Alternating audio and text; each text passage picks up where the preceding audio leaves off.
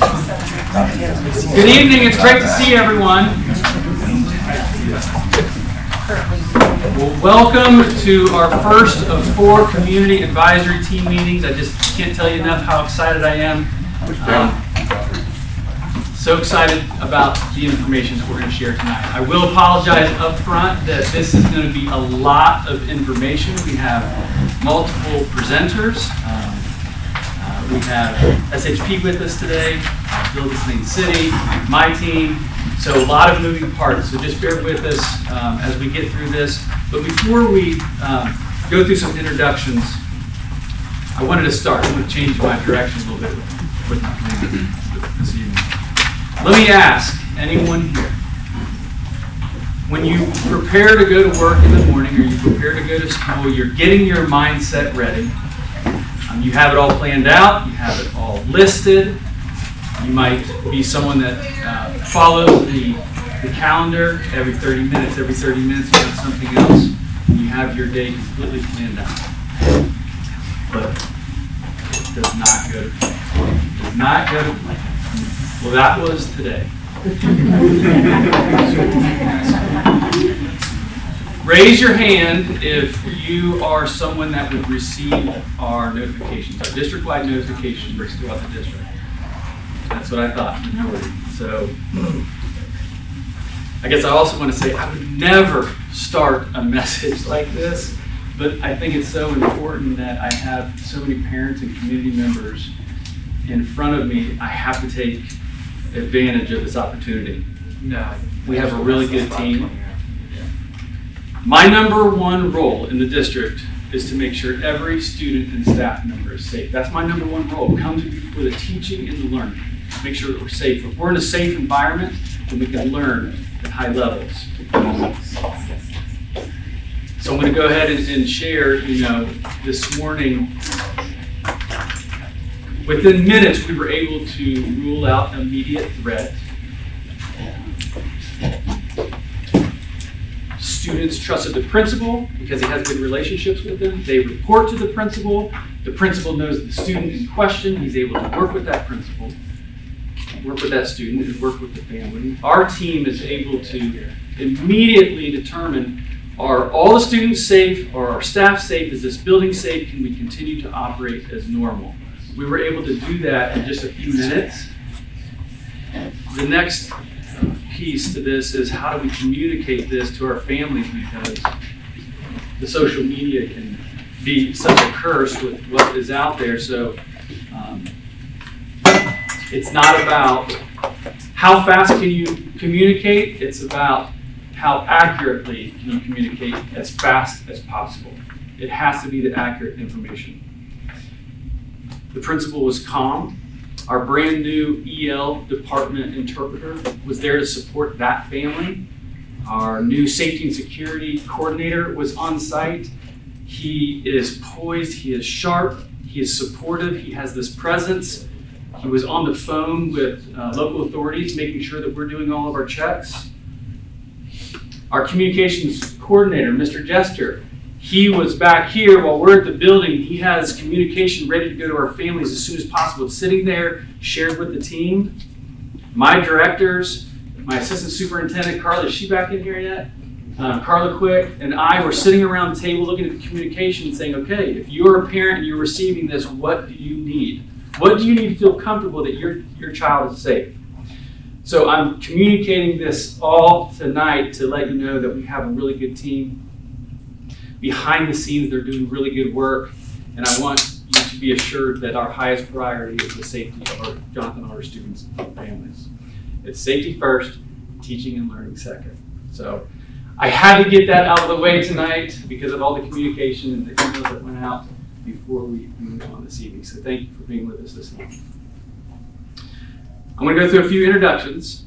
I want to do a quick recap because we have a lot of moving parts, a lot of different teams. Some of you know all of the details, some of you know some of the details, and some of you haven't heard an update here recently, so I want to bring this group all up to speed. But with us this evening, school board members, I wanted to thank Sonia Walker, Bill McCarty. Where did you sit?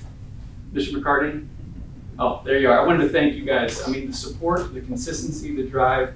to push me and our team to do whatever it is for our students. I really appreciate that. Bill McCartney and Steve Votaw, board member Steve Votaw, they sit on our steering committee. The steering committee, we're going to talk about the work that they've done over the past year. They've been drivers in that work this past year. We have board members, Mrs. Erica Detweiler and Bruce Hooley. They sit on the educational visioning team. Educational visioning did a lot of heavy lifting this past spring. We're going to touch on that this evening. We have SHP, Steve Heyman and Paul, the architects and engineers hired by the school board, pointing us in the right directions through this master facility planning process. Josh Predovich over here, lead engineer, Kirk McMahon, manager, and Jeff Parker is going to join us online. He's been the facilitator through the educational visioning process. Treasurer, Mr. Ingalls is with us. My administrative team, Assistant Superintendent Carla Quick, and Tyler Jester, Communications. I also wanted to thank our Plain City Mayor, Jody Carney, for being with us this evening, and from the Development Department, Derek Hutchison. They're going to give a brief Plain City update this evening as well, too. Thanks for being here. So we have so many stakeholders with us. We obviously can't take the time to go around for everyone, but what I want you to do is at your tables, introduce yourself and just talk about your role at the district. Let's take about 1 minute so you know who you're sitting with this evening. You can introduce yourself. I know.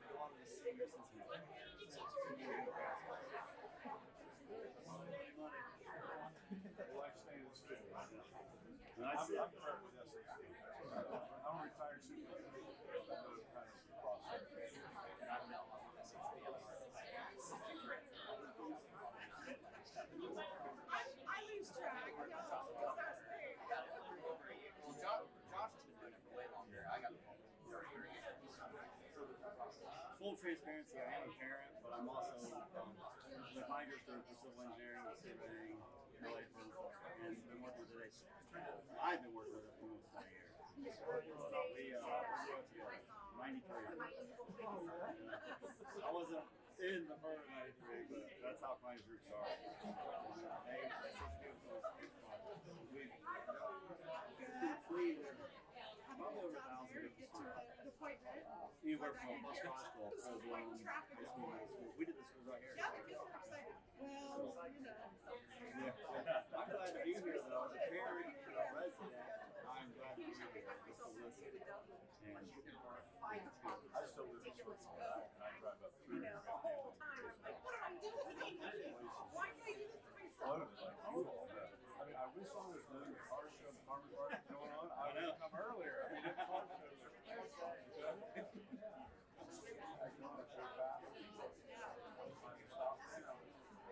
I'm a custodian at elementary school, Plain City Elementary. 2 daughters. All right, 30 more seconds. I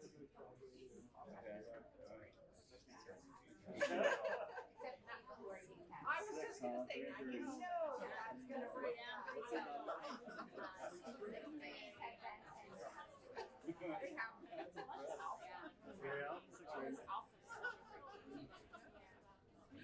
My son played on the basketball team, blew his knee out the last day of the game. Going for senior year. Last game, fast break, played, mixed up, down. He said,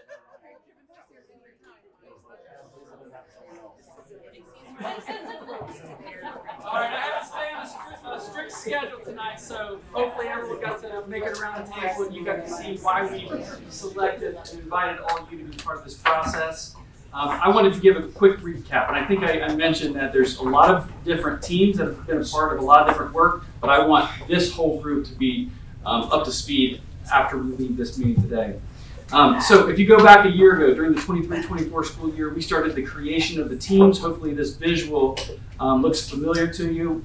We've been setting it out from the district for over a year now, at least monthly. The steering team, financial team, educational visioning, and the community advisory team, this group right here. In the fall of last year, the 23-24 school year, the steering team made district rounds. We got in front of as many employees as possible, our staff before school and after school during after boards times. The steering committee is made up of board members, McCartney, Votal, Mr. Ingalls, Mrs. Quick, and Mr. Jester, and myself. And we were able to get in front of booster groups, PTOs, and we introduced the master facility planning process. Hopefully this visual, Tyler, you ready? Hopefully this visual as well looks familiar to you with what we've been trying to communicate the last year. And we were introducing timelines, okay? Many of you recall the conversations that we had about enrollment. Mr. McCartney did a nice job of explaining how important it is that we partner with a company that are experts in area and growth.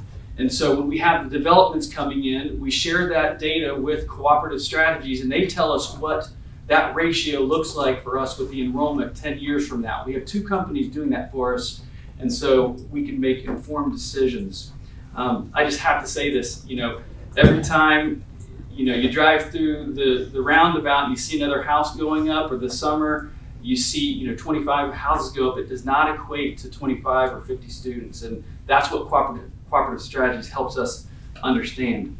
Mr. Votal, he did a great job of explaining when we were in front of our staff and community that the work they did then for this co-funded state project through the Ohio Facilities Construction Commission, the decisions they made then to do a segment 1 is going to save our taxpayers thousands of dollars moving forward with this segment 2. So we'll talk more about that through the community advisory team meetings. Last spring, we held our educational visioning meetings. These meetings were in March, April, and May. We held them in 3 different teams: our staff, our parents, and most importantly, our students. And then just last week, we held our culminating event. We brought Jeff Parker in, and with the entire group. And really what they did was put the data together for us, and let's look at how we want our teaching and learning and our learning environments to look in the next 5, 10, 15 years. We'll talk more about that when Jeff Parker is talking about the EdVisioning findings later in this presentation. We did all this work together. We did it with key stakeholders. We did it all while elevating the district. And then this evening, we're holding our first community advisory team meeting with a goal. And the goal is, in 4 months from now, you are going to present a plan to the school board. And this is after a year and a half of combined work, one plan to the school board. This is what we think the vision is for our district.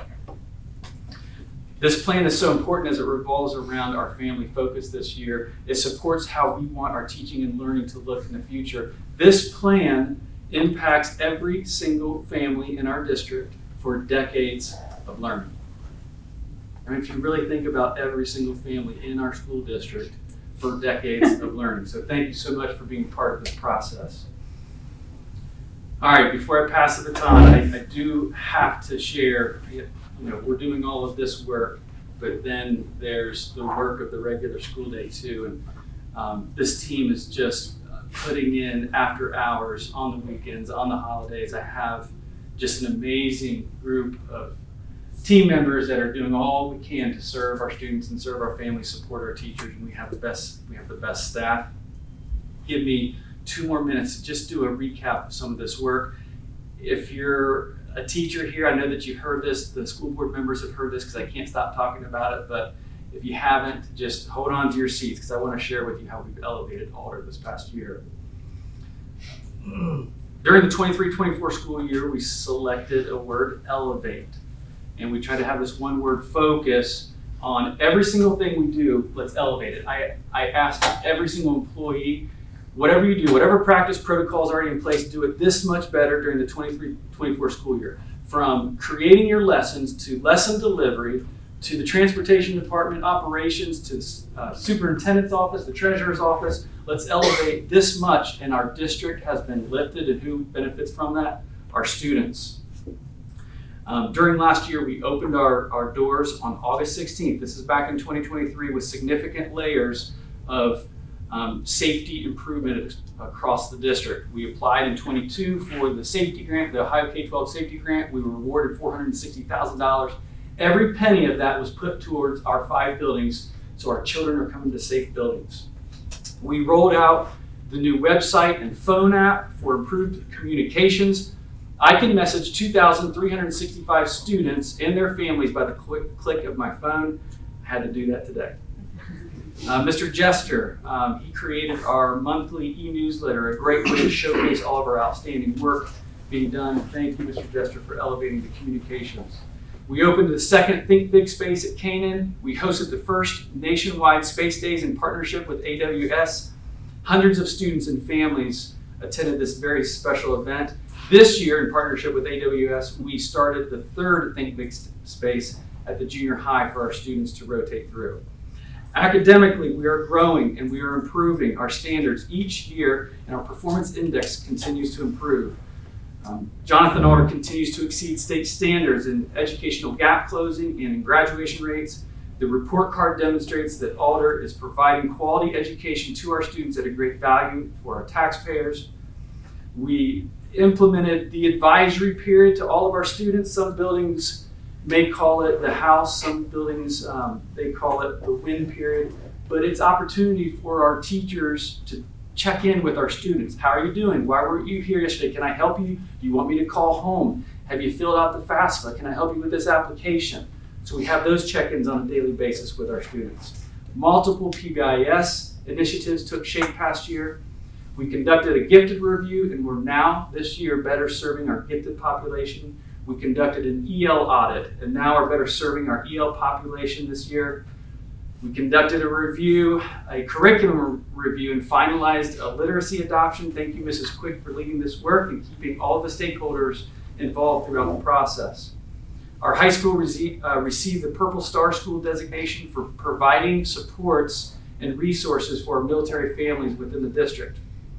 Last year's athletics, boys basketball, boys soccer, baseball, softball, boys track, all district champs. All of our athletes in different programs competed at high levels into postseason play. Numerous CVC championships across the district, and the list goes on. And that's why I can confidently say we elevated Alder. We have so much to be thankful for, and I'm confident simply to be part of such an amazing district. So thank you all for being with us this evening. I hope that demonstrates to you that we're doing every single thing we can to support our students at Jonathan Alder. And that then leads me to Plain City. Mayor Carney, if you would. Thank you, Dr. Miller. For those that don't know me, I am Jody Carney, Mayor of Plain City, and I just want to say thank you for allowing us to be a part of this process. 4 years ago, when I became Mayor of Plain City, there was our village administrator at the time kind of would come to some of these meetings, didn't really live here, so when Mr. Chapman asked if I would be interested in attending these meetings, I said definitely, because my kids are students in the district. From that start of me attending meetings and getting more village staff members connected to the school district, we have just really strengthened the relationship between the village to the school district. I appreciate every building allowing us to come in and do programming. Today, Mr. Jester helped kick off the food drive with a video, filming that today against Mayor Klosser and myself with London. So we're trying to raise and get our school district and village relationships to the next level. So from planting trees at the elementary and to career day at the 8th grade, I just want to appreciate everybody helping us to build that relationship. Today, Mr. Derek Hutchinson is our village planner, and he is here to present all of the details. He is our boots on the ground staff member who talks to the developers, hears all the numbers, relays them to the school district.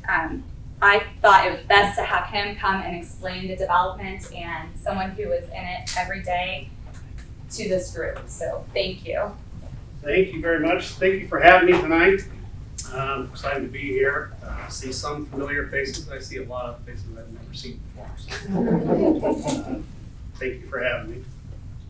So I want to just go over some updates on development. That's kind of the talk around town. Everyone sees it. I just want to give a clear picture of what we're actually seeing, true numbers, and then a little bit about the process of how it works when a development comes into Plain City, kind of that timeline process. Before I get into that, I just want to talk about some exciting stuff. We have parks coming. We have just this year we opened Madison Meadows Park, and then next year we have 5 new parks coming. Most of these parks were either donated or they were grant funded, paid for with local grants.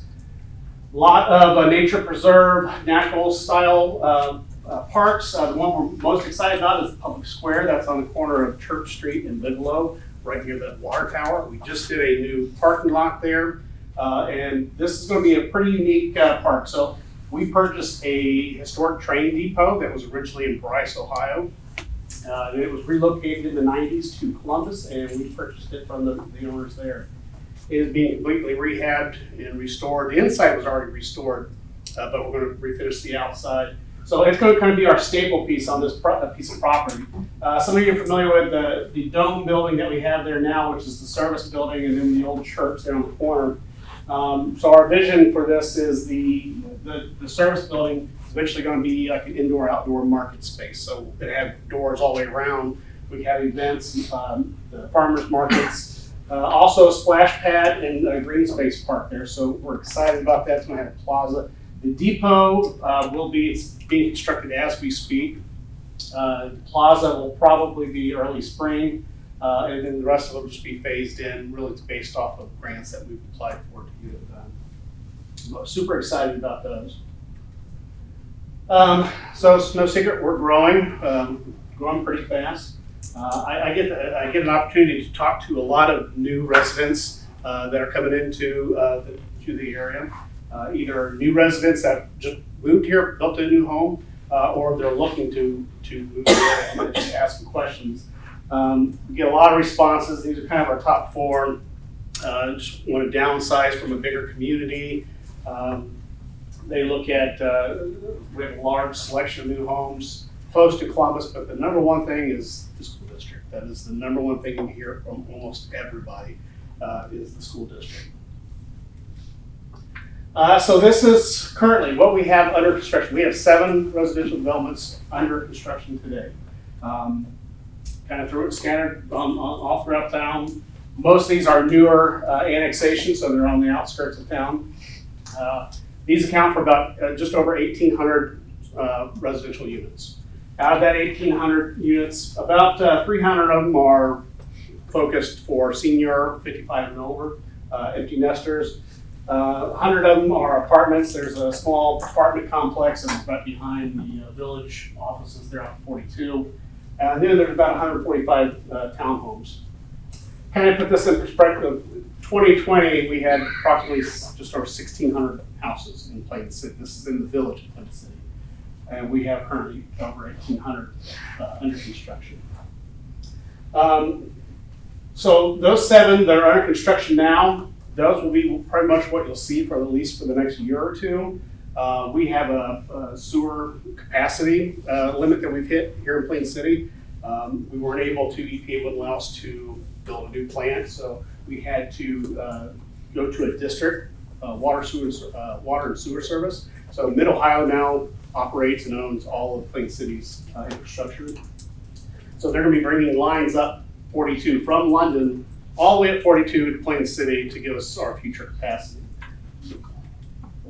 So we do have several developments that have already been approved, have already been zoned, have already just waiting in the wings. They won't be able to start until the lines are almost here. So there's going to be a delay in these newer ones, but 27, 28, ideal is probably when we're going to start seeing these newer developments start moving dirt.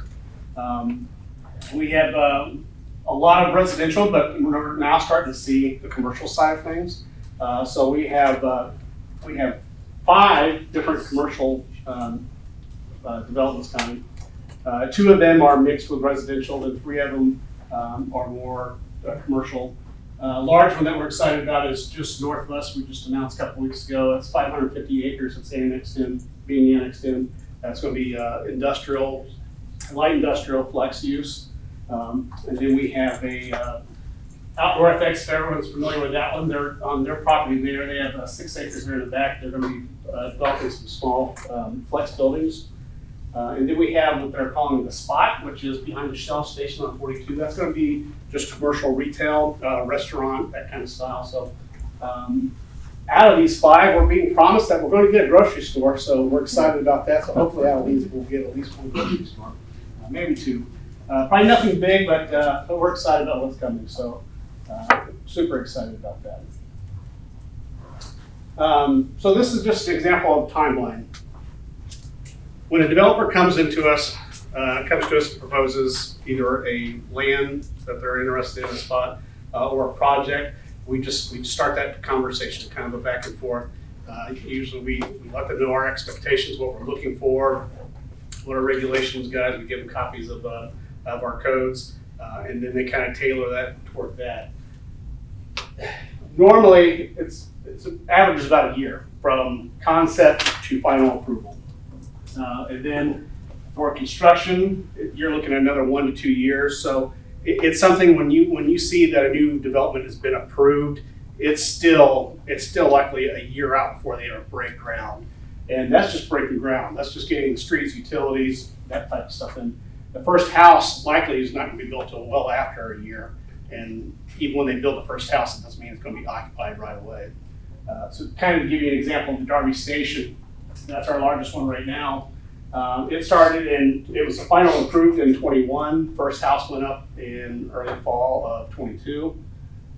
They're only, even though there looks like there's tons of houses, they're only 36% capacity right now. So they have a lot more to go.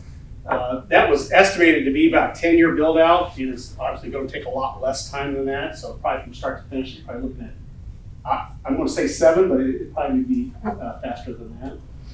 But that kind of just gives you an idea of how long it takes. There's always negotiations going on. So they may push for something, but we we'll push back and make sure we get what we want.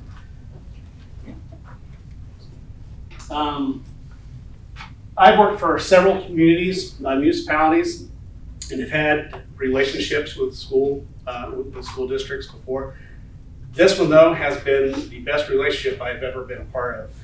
I've been here almost 2 years, and I think right out of the gate, I met Dr. Miller, and we just started the conversations. When we get one of these developments coming, even if it's concept, even if they haven't purchased the land, if they give us an idea of what type of, or how many houses, if they're residential, these guys know what the numbers are going to be. So we're always in contact with them.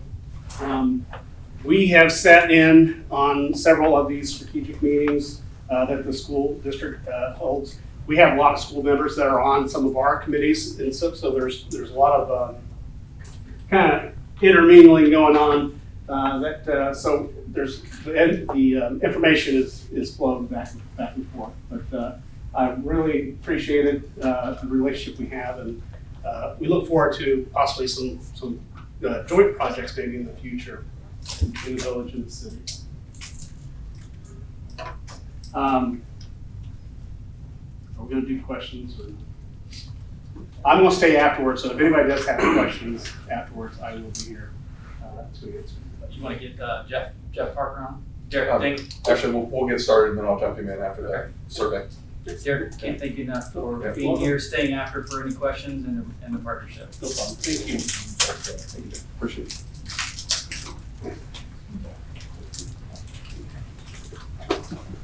So, welcome at your feet slide. Don't say anything, you want me to just jump in? Our lead engineer architect. I've been working with Josh. Sorry, Josh. I thought I introduced you. From the first day, hired a superintendent. We have exchanged phone numbers, texting on the weekends. He gets back to me on emails that I send weekly. Just we've got significant projects going on. We're purchasing land. We're taking down 340 West Main. All of those things, I run it through Josh, and he gives me the best guidance possible. I share that with school board members, but I trust you, and I thank you for being a partner with the district. Thank you, appreciate that. It's all yours. Thank you. Well, how's everybody doing? It's been a lot of information so far. We will have a little break in probably like 10 or 15 minutes or so. So we're going to do a survey, and then if folks want to take a quick bathroom break and come back in, we'll give you a little bit of time for that. And tonight, I like to keep these things very informal. So I really, if as questions come up, if you either want to write them down and hold them, and we'll talk about them later, or if you want to, get my attention, please ask any questions that you have. I want to let you know that you're going to see a lot of me, but there's a lot of people behind me that are working on the project and doing a lot of things behind the scenes. Some of the folks are with us tonight. So Noah is back there. Kirk McMahon is back there as well. I'm going to zoom Jeff Parker in. Jeff's going to give us an update on the educational visioning. If you didn't hear about that process, it was pretty exciting. It dovetailed with what the district was doing from a professional development standpoint. And it's kind of crucial to what we do in master planning. And I'll kind of explain that a little bit in more detail as we go. I'm going to spend 3 slides just talking a little bit about SHP. We are a 120 plus year old architecture firm. There was a time where 100% of what we did was K-12. It's probably now more like 60 or 70% of our work, but we spend most of our time focused on working with school districts, helping them figure out what their facility improvements and what their needs are, and figuring out solutions. And so we're probably, I think we're close to 100 at this point, I think, between multiple offices. Right now, the mothership is still in Cincinnati. We have an office in Columbus. We've got an office in North Carolina now, office in Kentucky, and a small office in Pennsylvania. But ultimately, what we really focus on, all these little blue dots are clients that we continue to work with, right? They're folks that we may have done one project with, and then 10 years later, here we are working again, and 20 years later, here we are working again as the district grows or the district changes. So this type of work is really the focus of what we do. And I think what we've tried to really work on and really perfect is a master planning process. And ultimately, you're going to see this come up again and again and again to the point where you're going to get sick of it, okay? But I'm going to keep coming back to the fact that we really feel like in order for master planning to be successful, these 3 tenets we're going to come back to again and again and again and again. But I like to think of them as 3 legs of the stool, that if we aren't successful in making a project or a master plan that's educationally fantastic, financially responsible, and then the community developed and supported, that's what this process, what this portion of it is about. And we feel like if we're not successful in all 3 of those areas, that we're not successful with the master plan, right? It's not going to be a successful master plan moving forward. So we're going to talk about this, and we're going to gauge ourselves on these 3 pieces. Okay, so we'll come back to this. So I know a lot of you are sitting here and you have questions about what did I just sign up for? What am I doing here, right? We talk a lot about this idea of a community advisory team. Our goal is, as we work with all these different school districts, we need to understand what it is that makes your district unique. What is it about your community? What is it about the community of Jonathan Alder? Jim's talked about family and talked about the ties of the district. We want to understand what makes you a unique community. And ultimately what that means for the school district, what that means for the improvements of the school district. We've heard from the village. What's the first thing folks, want to talk about when they move into your area? They want to talk about how great the school district is. It's a draw, right? And we want to keep that, right? We're in competition. You are in competition with Dublin, and all the other school districts that are around you in Madison County. You're in competition constantly with these districts. And ultimately, we know that there are drivers right now that we need to be respectful of, and one of those biggest drivers is development. Right? We're seeing that more housing is coming online, which means eventually that's going to lead to more students. And we're going to talk about what that enrollment impact is going to be. But ultimately, what I'm asking this group to do is, number 1 is commit to 4 meetings. That's huge, because all this information that I've talked to you about tonight, if you don't make it to the next meeting, then I've lost you as a member, so I need you here. So make as many of the meetings as you possibly can. And then as we work through these exercises, I'm asking you to really think about the future of your community and your district. We don't take these things lightly, because ultimately we're talking about millions of dollars. And over the course of 50 years, we're talking about at least a couple, if not 3 generations of students moving through these buildings. Right? So this is important. It's important and important decisions that we're going to make. So we are going to talk about community values, and then ultimately, as Jim alluded to, we're asking this group to make a recommendation to the board. And I try to put myself in these board member seats and think about, the 5 of them sitting at that table and hearing that, hey, this is the master plan that we think is the right, the right plan for our district for the next 50 years. I want to know that my community was behind that, right? So that's why you guys are here. So I appreciate all of you coming out. The sort of loose structure of the way that we do the meetings is that this first meeting is a lot of information, and so I apologize for that because you're going to hear me talk a lot. You're going to hear us, deliver a lot of information. The next meeting, we're going to do some fun activities that'll be a little bit more lively. We're going to put you in groups. You guys will be at a table configuration similar to this, and we'll run through some exercises, and we'll get into more depth on some different ideas, and that's why we call that the Ideate meeting. The third meeting is really taking what we may have 12 great ideas, and we need to get those down to probably 5 or 6 great ideas in that third meeting so that we really can refine those ideas and drive them and get into more detail. And then in the fourth meeting, we're going to take those 5 ideas and really drive them down to the best. Okay? So that's going to be our goal as we go forward. I like to put this calendar up, and I apologize it's a little bit hard to read on these screens, but the reason that we're talking about master planning where we are right now is because the tail end of these things is extremely long, okay? From the day that you decide, yes, we need facility improvements, whatever that is, if it's renovation of existing facilities or building a new facility or adding on to facilities, whatever the improvement is, it's a year of planning, it's a year of design, and it's 2 years of construction. So let's say we decide, you know what, we're going to build a new 100,000 square foot building, whatever that is, whatever grade configuration, whatever site, whatever sort of solution that is. That timeline, if we're successful in going through the planning process that we're in right now, and the district decides to go on the ballot as quickly as they can, which would be their first opportunity, would be in May of next year. If they're successful at the ballot, they're looking at a year's worth of design, which takes us into 2026, and 2 years worth of construction, which would take us to 2028. So where we stand today, we won't be walking in the door of a new facility until fall of 2028. Okay? So when we look at this enrollment, and we look at the impact of enrollment, and I see some people with their shocked looks on their face, it takes this long, the construction process is long. But that's why we talk about master planning so far in advance and why we project forward with our enrollment, trying to understand where we're going to be in 10 years. Because the ship doesn't move that fast, right?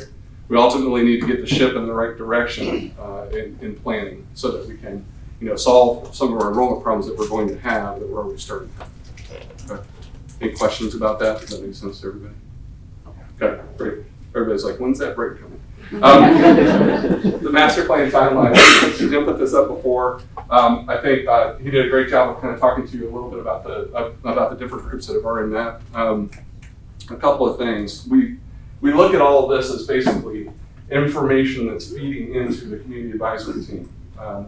We had a community presentation that we gave back in June, and there are a couple of opportunities in October and November, I think, to go back out to the community and provide them updates on where we're at with this planning process. I encourage you guys to attend those. One of the things that we are going to talk about is all of the information that we've done to date, and this is dating back probably a couple of years, is all at the elevatealder.com website. I'll put that up at the very end. We have a QR code that you can go to. But every one of the presentations that we've given, whether it's been to the board or a community presentation, all those presentations through the educational vision are all sitting on the website. And we'll continue to update that long past this as we continue to update the process. But our goal is we're targeting this December board meeting to make the recommendation so that the board can look at that May bond issue if they choose to go that route. So now we're to the break. Everybody good? Okay. What I'd like to do is, this is the first of many exercises, so if everybody's got their cell phone, if not, we've got some paper copies too if you need them. But this is just a quick exercise. You're more than welcome to have a conversation at your table. But if you can scan this QR code, it's going to take you to something called a Survey Monkey. And on that, it's going to ask you these questions basically, and you have the opportunity to fill these out. A couple of thoughts about the questions. So, who are our top competitors? I expect different answers from everybody here. I would expect the coaches to say, well, it's one of the other teams in the CBC, right? I would expect that you're gonna approach it that way. I would expect the administrators to say, well, you know, every once in a while we lose some teachers out to U8 or somebody. All of those responses are valid.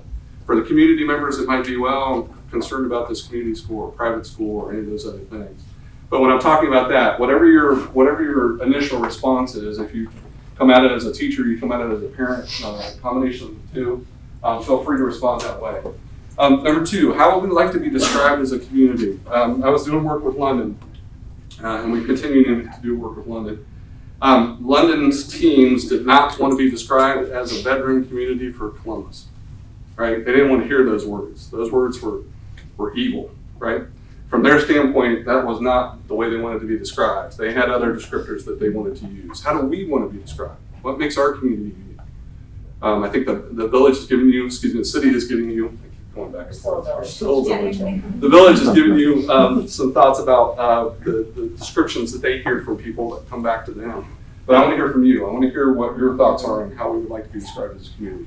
Number three, what school facility improvements are top of mind regarding academics, athletics, performing arts? I'm thinking about this over and above the issues of enrollment. I want to hear what the other things are that are on your mind, right? I know that there's a strong group out there that would really like to see a nice performing arts center. Let's talk about that. All right, let's discuss that. But I want to hear those things. I want to hear those things there. Don't take the enrollment piece off the table. Talk about what other improvements that might be on your mind. And then the last thing is, this is really for us. This is for the planning team. How do we continue to build trust and confidence? Right. I think we're riding the coattails of the district, who has done great things over the last year and a half, 2 years, in building trust and confidence with the community. How do we continue to do that? What are your thoughts on that? Okay. So it is 6:42. If we can be back in our seats at 6:50, I think it was almost 10 minutes. Is that fair? Restrooms are down the hall. If you didn't see them, just down the left. And obviously there's water up there, and there's an additional restroom down this way too. So give you 2 minutes. Can you raise your hand if you need a paper copy? Does anybody need a paper copy? No? Good? Okay, we'll get out of the way.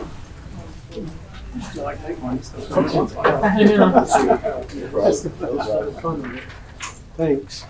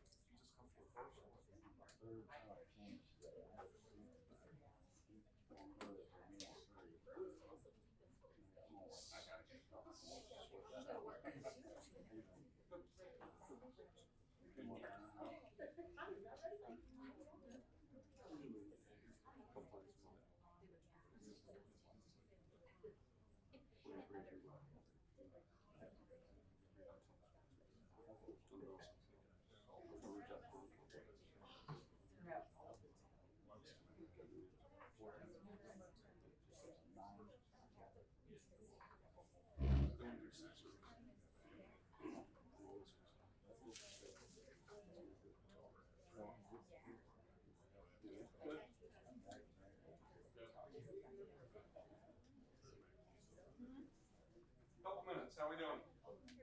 Getting close?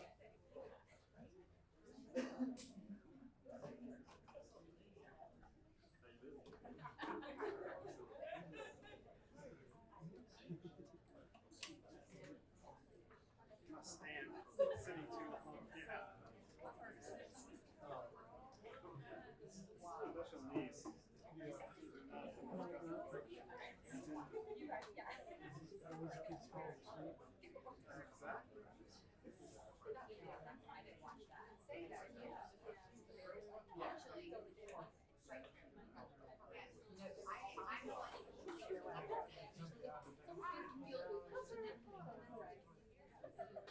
One more minute.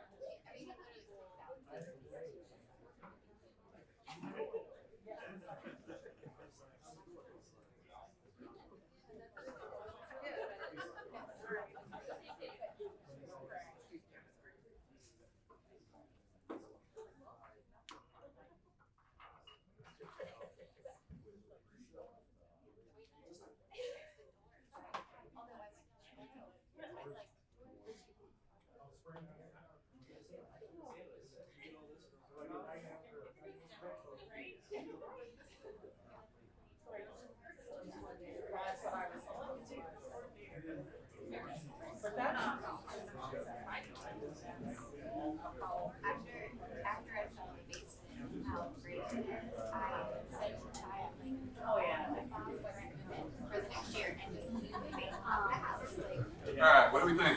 once they're done with that space. Did everybody make it through? Got it? Okay. Everybody make it through for the most part? Yeah? Yes, thumbs up, thumbs up. Yes, yes, yes, good. Okay. All right, so we got some folks making their way back to their seat. So, if I may, we'll get started. We're going to kind of come back to these sort of 3 points probably a few times as we go through this process. But I want to talk a little bit about sort of what's driving us to master planning. So it's not just enrollment, right? It's also, there are some other key sort of important master planning focused challenges that we need to discuss. And so of the three here, so educational delivery is changing. We're going to talk at length about this. Jeff's going to talk to you about the process that we've gone through, but I want to talk for a second about sort of what you're experiencing as a school district. Your buildings, for the most part, the last round of improvements was in the early 2000s, right, until the mid-2000s. At that point in time, we were still building buildings the same way we've been building them since 1950 as far as the organization, right? So as you walk down these hallways, and this, I have to tell you, this isn't our building, this is a project we've helped you with some renovations, but we didn't design this building specifically. But as you walk down the hallways, you're gonna see what we call double-loaded corridors, right? Everybody's experienced this. This is the schools that we all went to, right? You walk down the hallway, there are classrooms on either side, they're all about the same size. There's not a lot of support space. There's not typically a lot of office space. And things have changed, right? We're not teaching the same way we were in 1950, but we're still have buildings that we're educating in since the way that they were laid out in 1950. So one of the things that you're going to hear as we go through this process is, Plain City Elementary and Monroe, your two elementary schools, are laid out in the same fashion, right? There's a hallway, there are classrooms on either side. But the issue is now that through all the programs and the support that our students need today, we need places where we can take a smaller group of students, right? We don't need a 900 square foot classroom space that we can teach 1 to 25 in, or whatever that magic number is of this classroom size. We need also the places where we can take a group of 2 or a group of 4 students. And unfortunately, those buildings, that wasn't sort of thought about at that point in time. It's not a failing of the process, it's a failing of the fact that maybe we didn't make them as flexible as we possibly could at that point in time. So when we talk about all these different types of support and these different types of spaces, and we talk about your current buildings and whether or not they're at capacity, the issue may not be that they're maxed out from the student load standpoint. If we stuck one teacher to 25 students in every one of those classrooms, we might have the capacity or the growth that we might need. But what we don't have is we don't have those additional spaces where we need to meet with 12 students, or we need to meet with 8 students, or we need to meet with 4 students. So unfortunately, all those kinds of things are happening inside that classroom that's a 1 to 25. So if there were open classroom spaces, we all know what happens. We grow into them, right? A teacher takes a small group into a large classroom space, or we break that classroom space up into 3 smaller spaces. The reason that I'm mentioning this is that we believe that if we don't understand how you're going to educate in your buildings, we can't help you plan them, we can't help you design them. We need that information. I need it from the master planning side because it's important for us to be able to appreciate what the cost impact might be. So for instance, one of the strategies that's it's been a popular strategy is this concept of team teaching. So I may be teaching a lesson with the teacher that's on the other side of that wall. And we might want to bring 2 groups of 25 students together to make one group of 50 with 2 teachers or also an aide. And we may want to break that wall down, right? Have the ability for a folding partition to open up so we've got a space that's big enough to do that, right? The challenge is, if you said we're going to do that once in a new building, I'd say, okay, the budget can support that. But if you tell me that every 2 classrooms have to have that folding partition between them, that's an impact that typically our budgets can't support. And so it's something where the educational delivery is challenging the budget. So we want to make sure that we understand the educational delivery so that we can adjust the budget. Does that make sense to everybody? Okay. So we're going to come back to this, but ultimately the 3 pieces. Educational delivery is changing. It has changed. Enrollment is increasing. I don't think that's a surprise to anybody. We're going to talk about the impacts of that tonight. And the last piece is about facility improvements cost. We are going to discuss that, but tonight you're not going to see any numbers from me. I'm not going to hit you with numbers tonight. I'm going to hit you with numbers at the next meeting. So we're going to talk about some master plan options and some other things, but we're going to focus on these first 2 tonight. So I want to make sure that we're very clear about this. We've been working on these facility master planning process and thinking about this in the educational delivery, and it's happening perfectly at the same time that Carla and her group are working on professional development. And so they're dovetailing this concept of what the new facility improvements might be along with their educational delivery. So I think this is probably the most successful sort of marriage that I've seen between school district professional development and our process, which I think is going to be really successful. So with that, what I'd like to do is I'm going to bring Jeff Parker in. I've just been patiently sitting back there. And there he is. Mr. Parker, how are you, sir? I'm doing great. How are you, Josh? Doing good. Hey, we're hearing you fine. You're up on 2 screens. What I'm going to do is I'm going to spin you around so you can see the group. And then I'm going to let you take over. Sounds good. Okay. So, How are we doing? Can you see everybody? Yeah, hey everyone, good to see you. I feel like I've seen a few of you before. I'm kind of peering through the crowd. Thanks for allowing me to zoom in tonight. I appreciate the opportunity to share with you. Josh, have you told him what I'm going to talk about? I've teed you up, but feel free. Okay, well, the district, one of the keys to a good master plan is understanding what it means to instruction, to teaching and learning.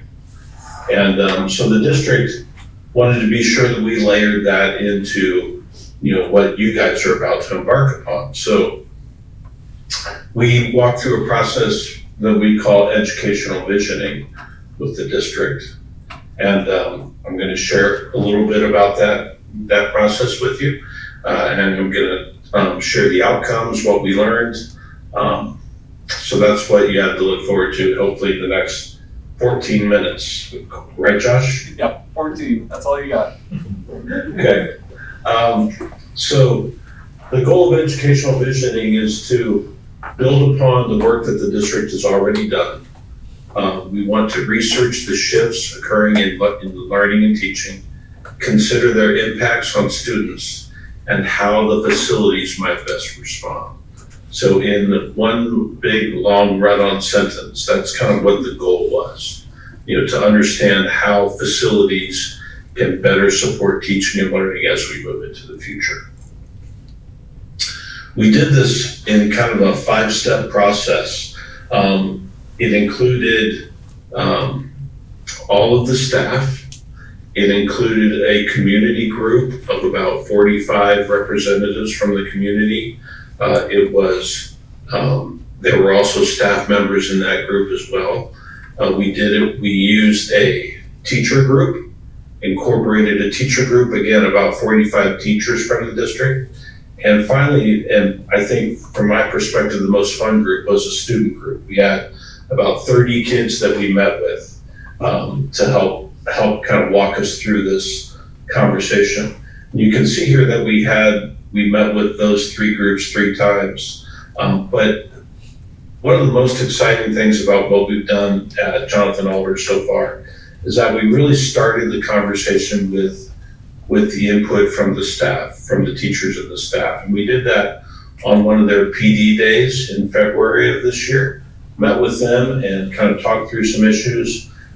We took what we learned from that day and we kind of built a dialogue over the next 3 steps.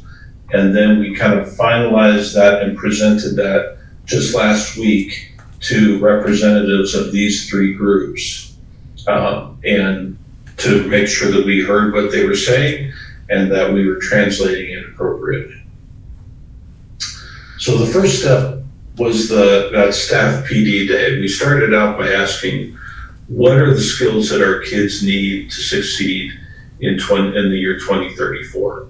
I graduated a little bit ago from high school, and the skills that I needed were different than the skills that our kids will need in 10 years, right? It's no secret that the world is a different place now than it was when I went to school and probably when a few of you went to school as well. So we wanted to start out with the question, what does that look like? What skills do our kids need?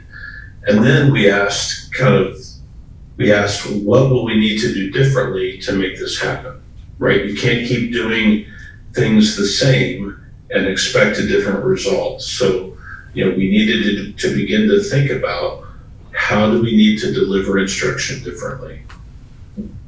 The skills that we talked about, we also had a guest from Amazon Web Services come and talk to us about the changing work environment. And we really kind of landed on the fact that a lot of those soft skills are becoming more and more important. Those collaborative skills, those skills that are hard to test on, but are really important to have for success. Then we asked the kids, where do you learn these things today? And they said, well, we learn about resilience from playing sports. We learned discipline from our parents. We learned collaboration from being in clubs or in musicals together. So they gave us this big list of where we learned these things, but not often did the classroom come up on that list. So the challenge becomes, how do we integrate learning, teaching these skills, developing these skills into the students' everyday experience? We asked the teachers, if we walked into a school that was developing these skills really well, that was teaching these skills really well, what would we actually see? We challenged them to really think about the physical and the concrete things that they would actually see. The interactions, the furnishings, the access to resources, what would it look like? And then we asked them to really think about the look and the feel. What spaces support the development of future skills? And we did this exercise that we call a visual vocabulary exercise. We had about 40 images up on the wall. We asked each group to select their top images that supported those themes. And then finally, we landed on what we call concept development, where we asked each of the three groups to develop concepts for spaces that would support these future-ready skills. Okay?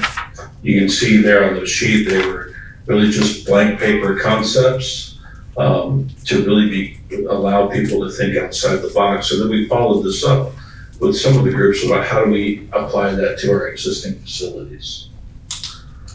So what does this really mean? What did we learn?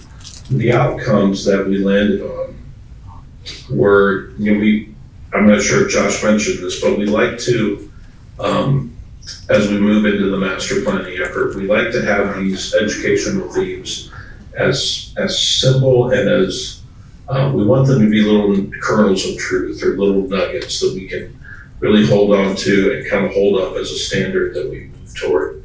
So there were 4 of them. They were active learning.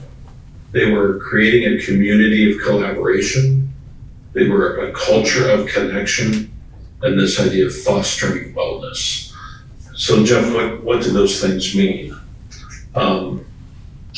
We asked the group to articulate those, and this is what we got. Active learning, when we say that, they mean project-based learning. They mean integrated content. So maybe I'm learning science and economics through a farm-to-table activity. Learning that is interdisciplinary and application-based.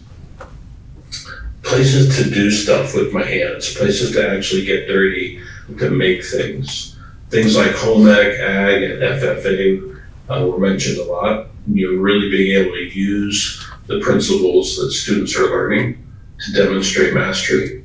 And then finally, mastering the basics in engaging ways. So that's what active learning meant to the group. And these, I mentioned earlier that visual vocabulary exercise. These images were some of the top vote getters in that exercise. And I placed the little icon on top of the images that support that active learning. So you can see here, places for kids to work together and collaborate, places to be hands-on and present.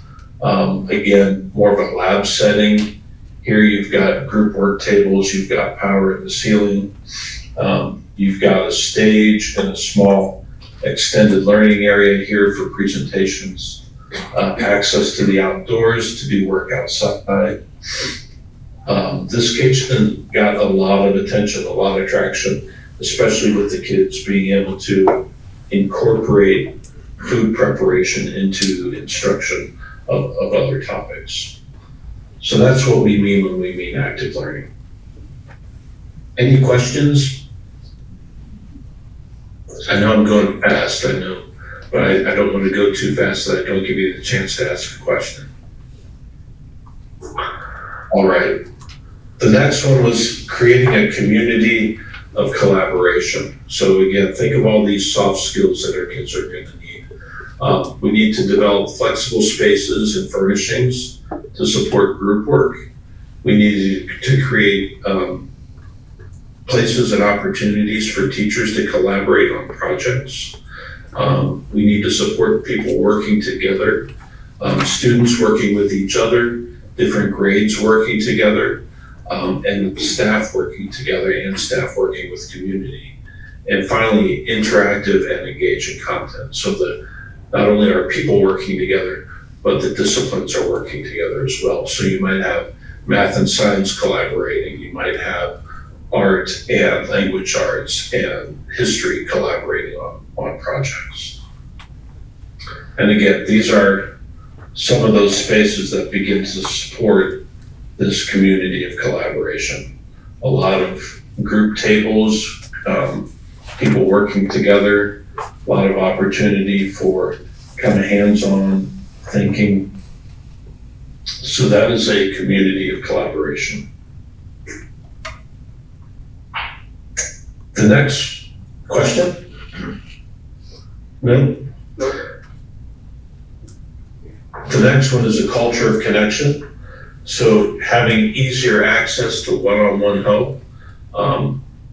Kids have a lot of challenges these days that they need support with, so easier access to that.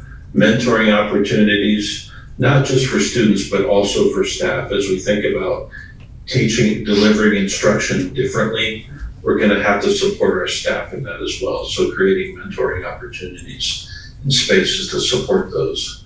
Places and opportunities to be together that aren't always assignment driven, so more casual spaces. The display of student work, demonstrate, you're illustrating, curating work that the kids are doing.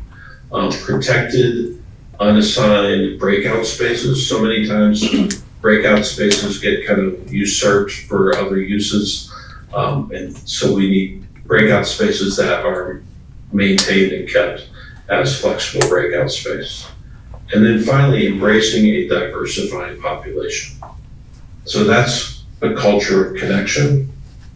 And these spaces demonstrate that. And what you're beginning to see is that there's a lot of overlap in the spaces that the group selected and how they support these various themes. Finally, was the idea of fostering wellness. And that's really about how comfortable am I being in school? Is it a safe and welcoming atmosphere? Do I feel comfortable being there? We heard a lot from teachers and from students, about places to just kind of get away and decompress. So places that support wellness. The students use this phrase recess or brain breaks, and they didn't mean recess as going out and playing on the playground or in the ball field. They meant just kind of an opportunity to get away from the pressure of the school day and kind of reset myself and restart. And finally, this sense of belonging, this feeling that I belong here at Jonathan Ulmer. And these are what those sorts of spaces look like. So again, you can see there's a lot of overlap in how these spaces support these four themes. So again, active learning, a community of collaboration, a culture of connection, and fostering wellness. Those are the four big ideas that we want to take forward into this master planning effort. And when we list them like this, it's tempting to feel like they are standalone ideas, but as those images demonstrated, it's more like a watercolor. There's a lot of blurring between these four ideas, a lot of overlap, a lot of blending of those colors. So, the temptation is to feel like, oh, there's one space for active learning, there's one space for collaboration. But reality is that a single space will hopefully, likely, address all four of these different things. So then we took all that information from the team, and we spent our summer developing what we call test fits and trying to figure out how do these big ideas work in our existing facilities here at Jonathan Ulmer. When we came back last week, as I mentioned, and we presented them to that educational visioning team, to all three of them together. And we kind of walked through each of the floor plans, described what we were thinking could be done. And we asked each table to, talk to us. We handed out floor plans, we asked them to mark on them. What do you really like about the plan, about the options? What don't you like? What do you hate about it? And then we asked for scores. We asked them to give us a score on how well it supports the 4 pillars, and again, a score on the feasibility or the viability of those solutions. And you can see here, they marked us up pretty good. We got a lot of comments, and our final average grade was a 75%. The good news in that is that a few tables gave us 100%, but that also means that a couple tables gave us 35%. So our average was 75, and we'll take that all day long. So again, this is kind of a review of the process of where we've been. We are kind of right here now.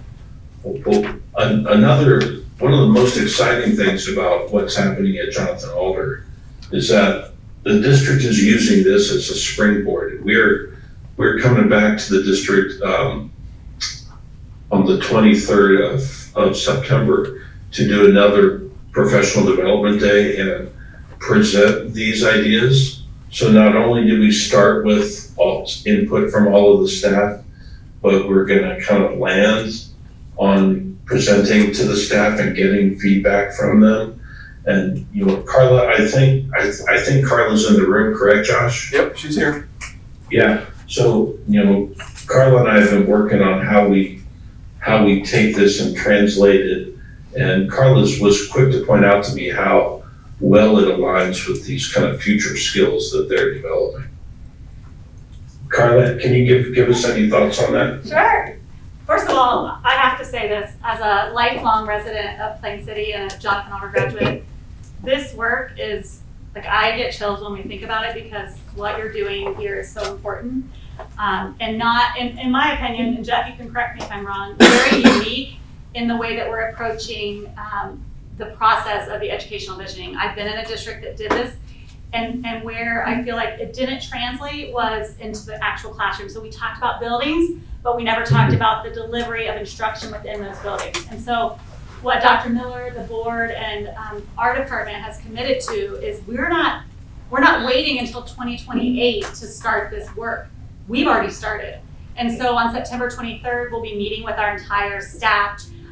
Some of our team members, Emily Byers is in the room, Becky Crawl. We've been meeting behind the scenes to think about what are those future skills that our kids need to start right now. We can't, if I have a kindergartner or a senior, I don't want the district waiting. So we're already starting this work. We are thinking about what are those skills that kids need to walk out of K-12 with, to be in college, to get into the workforce, whatever it is that they are going to do.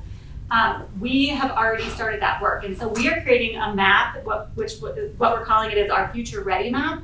There will be skills that we expect that every student at Jonathan Alder will walk out of the district having. So things like work ethic, public speaking.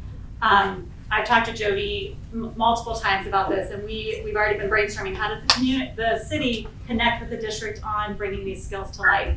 We're working with some outside organizations. So I'm hoping you'll start to see and hear about the work that we're doing. Our staff's gonna be introduced to a lot of this on September 23rd. And then we're going to already ask them now, how do you take these 4 pillars and translate it into the work that you're doing tomorrow? So take a lesson. What is it going to look like to be active, collaborative, to help our kids be more well, whatever that might mean to at the grade level that they're in. And so I hope that you'll start seeing and hearing about this work this school year, which I think is very unique coming from the experience that I had with building new facilities. And we couldn't do it without partnership with SHP and our support of our Board of Education. So, sorry, I was supposed to have 30 seconds, but I could talk a lot longer. Thanks, Carl. So, Jeff, if I can, I'm gonna jump in just for a second. How many educational visiting team members are in the room? Awesome, fantastic. So just FYI, over the next couple of meetings and different exercises that we're going to go through, and I'm going to ask you guys kind of to split off and kind of represent the educational visioning team maybe at each table. We're not worried about that right now, but when we get into the other exercises, I do want that representation. I want folks that went through that process so that you can speak to it. So we will be talking about that more. Jeff, closing thoughts. I'm really excited about where we landed. I think it will put the district on a solid footing.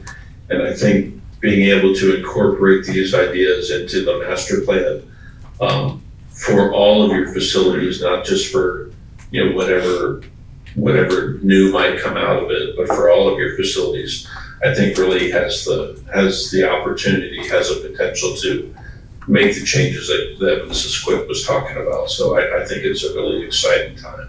That's awesome. Guys, questions for Jeff before I let him go? Any questions that come to mind? I'm seeing none, Jeff. I think you overwhelmed. All right, guys. Thanks for your time tonight. I appreciate it. Don't let Josh work you too hard. Thanks, Jeff. All right. Thank you for taking the time to allow us to talk a little bit more in depth about the educational visioning process. I gave an update to the board at their last meeting, and as you can see, Jeff is so much better at delivering the message of the outcome of the process, and we just really feel like it was an important piece to your master planning. Before I move on to the next section, any questions, any thoughts? Okay, we'll keep going then. Please. One thing, www.alder.com, I know some of those visuals were hard to see, but everything's already available on the website if you want to go home or take a look at those this weekend. Yep. There are blow-ups of those different spaces, right, that were part of that visual image game that I think are really helpful and very telling as far as what I think people sort of gravitated towards. So the meat of what we're going to talk about for the rest of the evening, and I'm hoping to have everybody here at 7:45, that was my goal.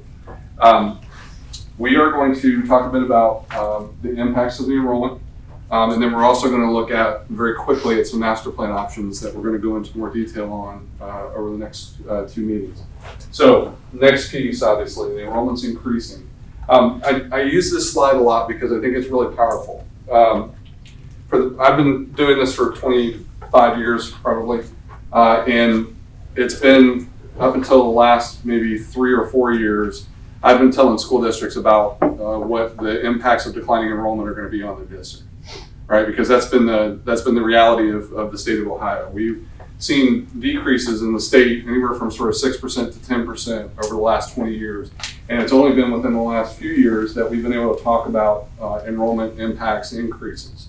And so this map that you see on the left-hand side of the state, this is school enrollment growth or loss between 2013 and 2023. So that's 10 years of data, if you will. And if you look, obviously, we know that Central Ohio right now is driving the rest of the state.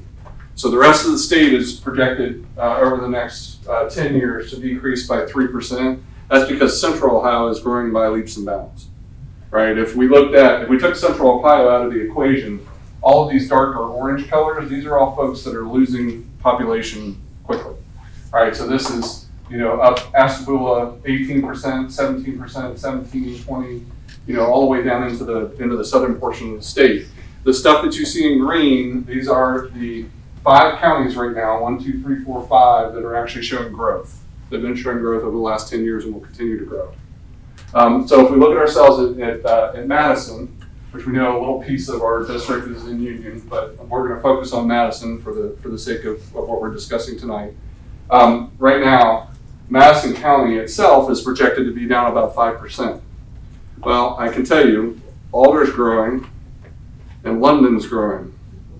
And if there are other districts in the county, then they must be losing, right? And they're losing at a faster rate than I think you could appreciate. We'll talk about it in the projection, but you guys are projected over the next 10 years to go up about 13%. We're going to look at that projection.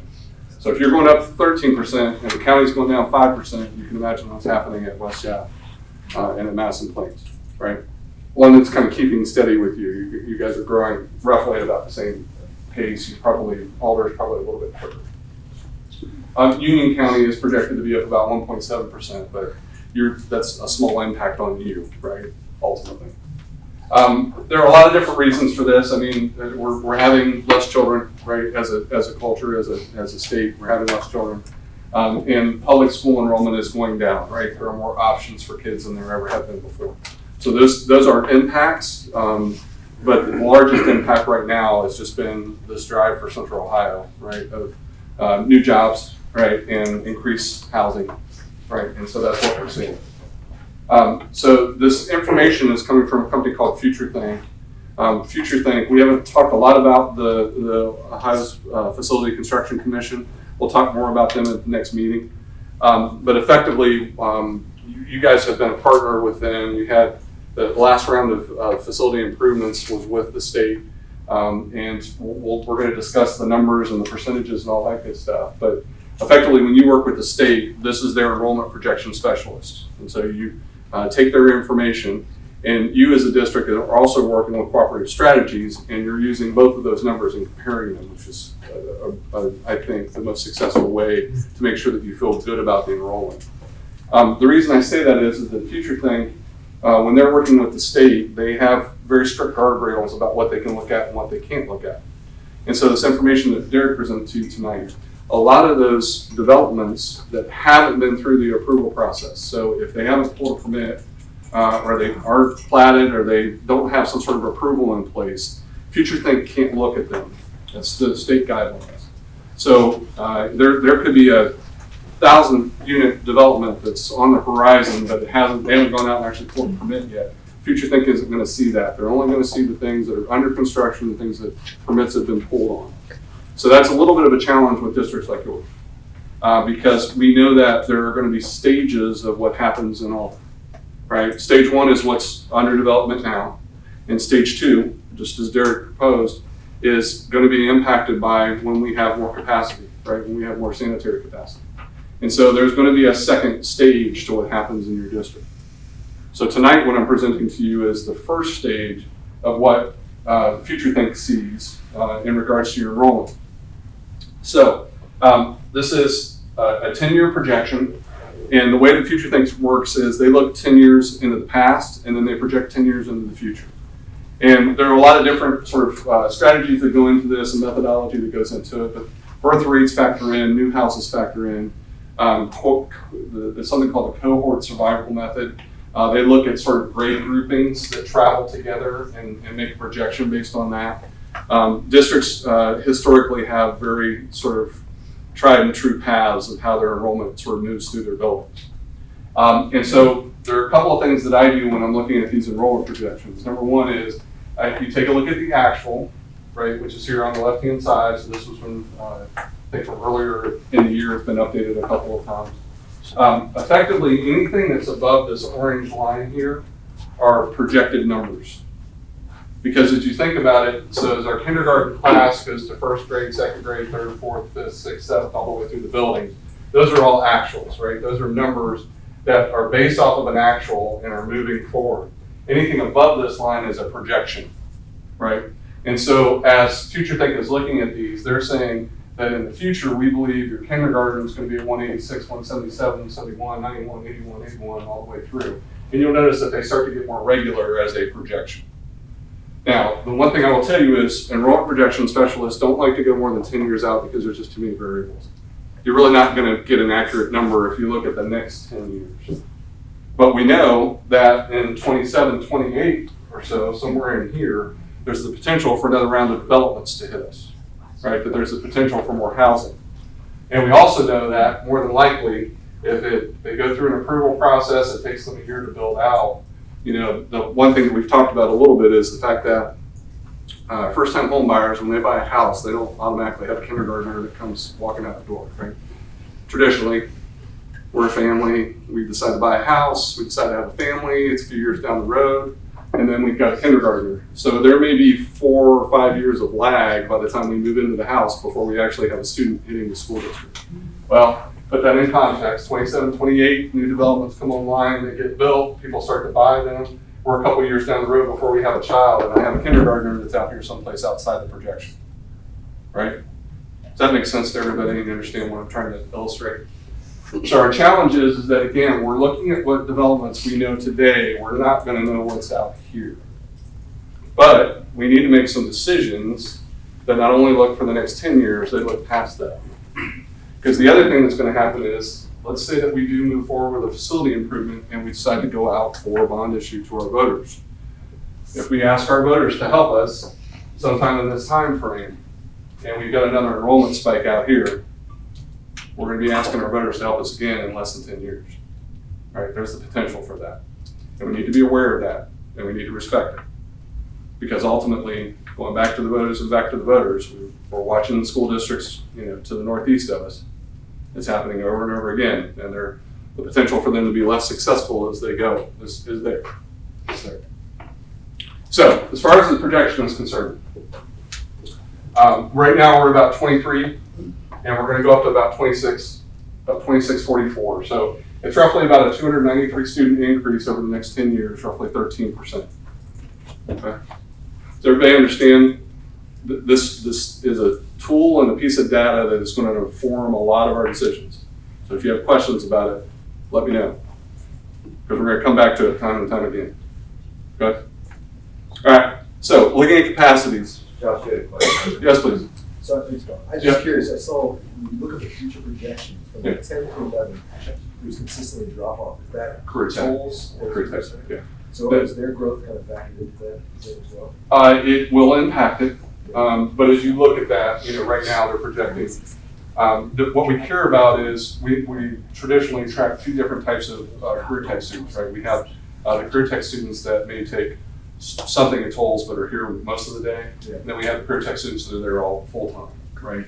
And so the students that are going out off-site is really the ones that we track because they come out of the numbers up above. That makes sense? Yeah. Now, the other thing that none of this tracks is if we start to see an increase in something like service learning where students are not spending as much time in the classroom, but they're going out to, I want to be a firefighter, and so I'm going to go spend time with the local fire department, those kinds of things. Those things are going to happen, those are impacts, but they're still going to need to go to government class, they're still going to have to go to English, they're still going to have to go to math, so there still has to be a seat in that classroom. Right? So there are things like that that are going to impact us later too. Yep. Josh, Yes, please. is there another projection for families moving in with school-age kids?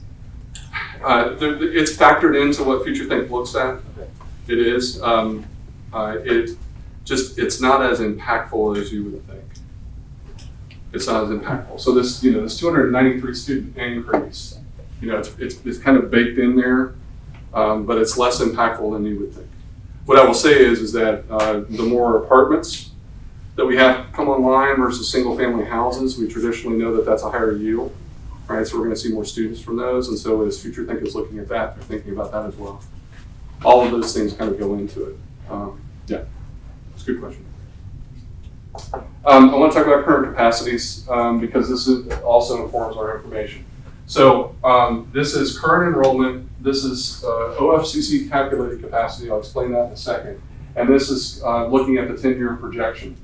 Our current enrollment, now these numbers, they may be slightly off. So if you went to the school district's website, these numbers might be a little bit different, but this was from the last time that I looked at these.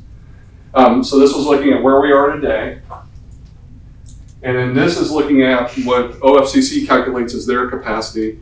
And the reason that we use that is we're going to talk a little bit about what's the difference between co-funded dollars versus local funded initiative dollars. But effectively, we have to use their formulas to get to the co-funded dollar amount. And their formula is basically count up the number of classrooms and multiply that by 25, and that's the capacity of the building. So if there are 10 classrooms and we put 25 kids in each classroom, we've got a useful capacity of 250, right? We don't count the gyms. Traditionally we don't count the music and the art spaces because the students are moving from their classroom space into those spaces, those kinds of things. But that's how we come up with the useful capacity of the buildings. And this is the number that the state is going to look at for the district. So if you look at where we are with capacity at 2455, and you look at the projection is going to have us over in overall students. And you're gonna see that at each building. So I lumped Monroe and Plain City together because I'm looking at those great bands together. So their useful capacity is 985, their projection is 999. Canaan will be over capacity. You can see the junior high is going to be significantly over capacity. And you see that the high school is projected to be under capacity. Now, a couple of things about capacity. We just talked about double-loaded corridors, and we talked about support space, and we talked about the need for those breakout types of spaces. We talked about that through the educational visioning. So even though the commission says Monroe is, potentially under capacity when we look at that with Plain City, we know that right now Plain City is seeing more students because of its catchment area, and that Monroe is seeing less. But we also know that all the classroom space at Monroe is being used because it's being used for those support services, right? So the challenge that we're going to run into is we don't want to be at capacity, because at capacity means there are no spaces to take that group of 4 students. We just don't have it. Well, and that assumes 25 kids per classroom, which nobody here wants their kid in 1 to 25 classroom. Exactly. That is exactly.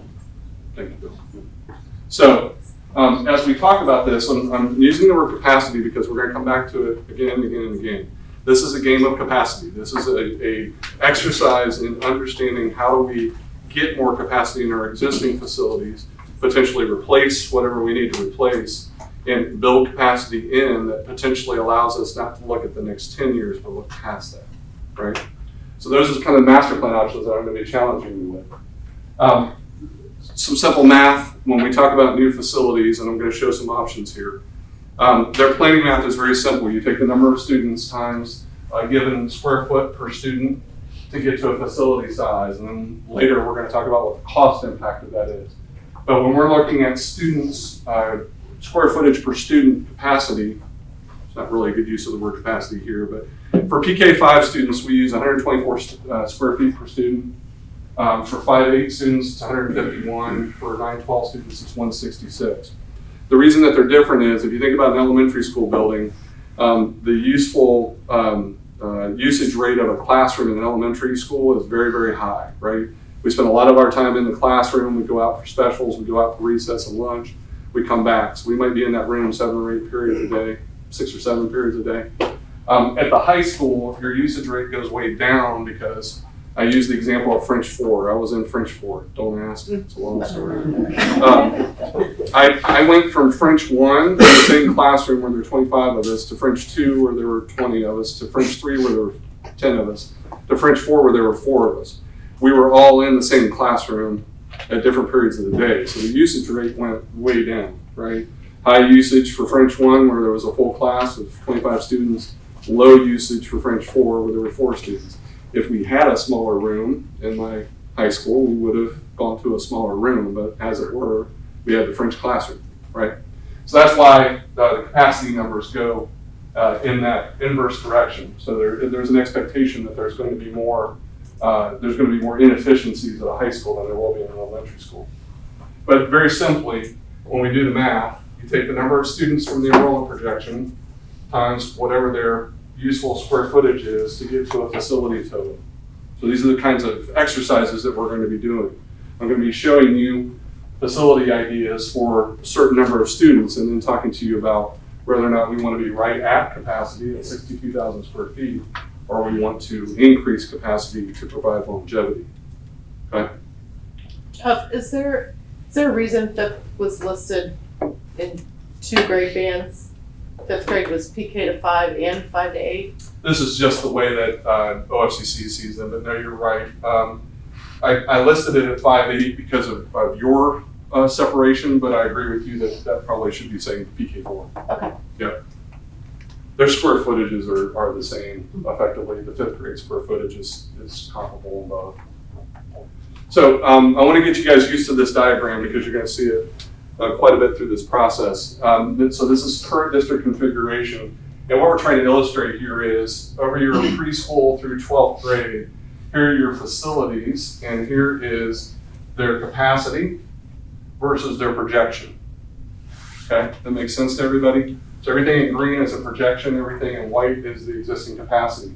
And you can see that the high school is almost on its number. The junior high is over its number, Canaan will be over its number, and Monroe and Plain City will be over their numbers. Now, the other thing that you will learn with OFCC is they don't care about where your catchment areas are, they're doing math.